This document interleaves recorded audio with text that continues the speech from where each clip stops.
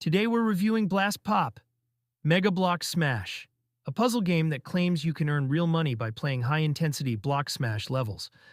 On the surface, the game looks appealing. Drag blocks, fill rows or columns, watch satisfying explosions, unlock modes, and supposedly earn coins that convert to cash. The visual design is vibrant, and the gameplay is easy to pick up, which makes it fun at first glance. But digging into user reviews and payout tests uncovers serious issues. Multiple sources indicate the cash reward system is misleading.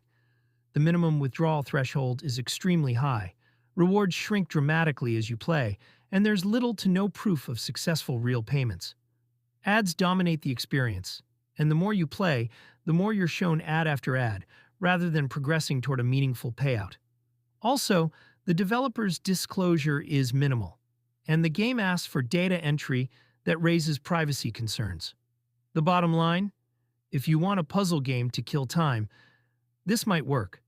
But if you're hoping to earn money, you're setting yourself up with unrealistic expectations and risk. Verdict: Blast Pop is entertaining as a casual block game, but when it comes to real earnings, it falls far short. Treat it as entertainment only, not an income stream.